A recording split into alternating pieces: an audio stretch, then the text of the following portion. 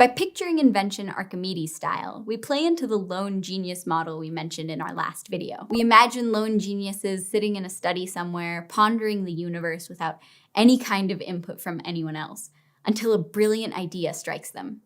It seems passive, like ideas just happen to you. I prefer the Jack London quote, "You can't wait for inspiration. You have to go after it with a club." Invention techniques are all the active things we do to go after ideas and make connections. Remember, invention is a skill, so we can practice it and improve over time. Invention is both systematic and recursive, qualities which impact how we practice it. It's less complicated than it sounds. Systematic simply means here that we can figure out specific steps that will, pretty reliably, generate a few good ideas. Recursive refers to things that repeat over and over. Invention is technically the first step in the writing process, but sometimes our best ideas come out later, during steps like planning or drafting or revising. So we have to constantly come back to invention. Remembering these qualities of invention can help us keep moving in our writing, not waiting until we get to the perfect idea. Expecting divine inspiration can sometimes create what we know as writer's block. Occasionally, when you sit down to write a paper or progress report, or even a text to your crush, you'll come up with something pretty quickly. But plenty of other times, you'll feel like you're blocked. But this isn't a super helpful way to imagine it. If you're blocked, you can't move forward because outside forces are stopping you. In reality, we are the ones who decide to stay behind the block. Writer's block is more likely if we sit with our computer or notebook and wait for ideas to come to us. Imagine instead that we have to go exploring for ideas to get where we want to go. Let's discuss 3 useful techniques: free writing, list making, and affinity diagrams. First, free writing.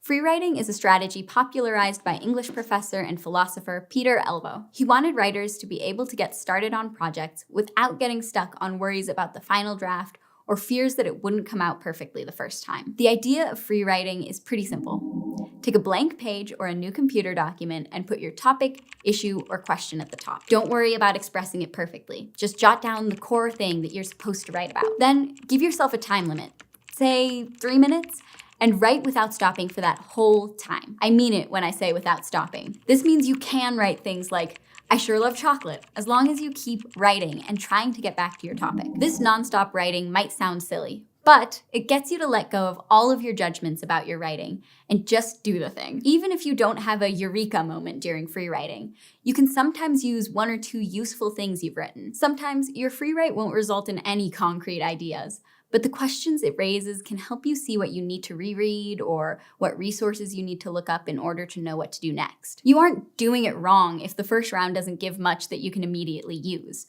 The goal is to get started. Another technique that also helps with idea generation is list making. List making shares a lot with free writing, but uses a different way of associating ideas. Start by listing each main topic or concept that needs to be covered and leave space beneath each one. Then set a time limit for yourself and try to fill in all the details, examples, or facts that are relevant to each topic. Don't worry about complete sentences or thoughts. Just write ideas as fast as you can, until the time runs out or you can't think of anything else. This technique gives you more ideas than you can use. Having a whole list of ideas lets you pick the best ones, not just the first ideas you come up with. Making lists also lets our brains do something called associative thinking, which is coming up with the next stepping stone of thought based on what we were originally thinking about. We do this with shopping lists. You might think of the eggs and the milk that you're out of, and that makes you remember that you have to make brownies this week, and so you add fudge to the list. Chocolate. Each item that you add to your list can remind you of other things that might be relevant. Each piece of information can help you make new connections. Creating lists can be useful in lots of ways.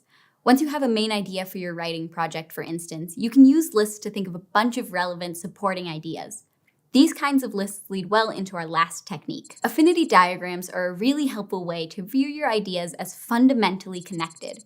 It's even more associative thinking. Affinity diagrams can be done on a paper or chalkboard, but a nice way to work with them is to use sticky notes. Write your core ideas on individual notes, then give yourself a target number of other details and concepts, or a target time to brainstorm ideas.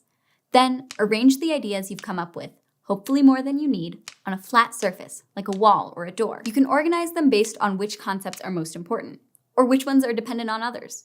Try out different ways of organizing them. You also might put all the sticky notes that relate to each other into different areas of the wall, thinking about what makes one idea fit well in one place and not in another. Affinity diagrams generate more ideas, but their big benefit is giving you initial connections between ideas that can make later writing steps, like planning, easier. For an example of how you can combine some techniques in order to thoroughly explore ideas, let's watch a writer in action. Lola has to write a literature review for her public policy class, comparing studies of the relationship between tax rates and benefits offered by different governments. She has learned a series of techniques that help her approach invention enthusiastically, so she doesn't just sit and wait for ideas to come to her.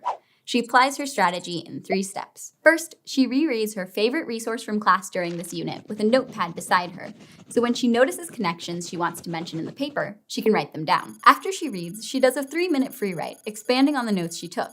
When she rereads her free write, she realizes she's focused a lot on healthcare as a benefit. She then tries to write a 10-item list of examples and details relating taxes to healthcare, since her long-term process has her use a 10-item list to generate ideas.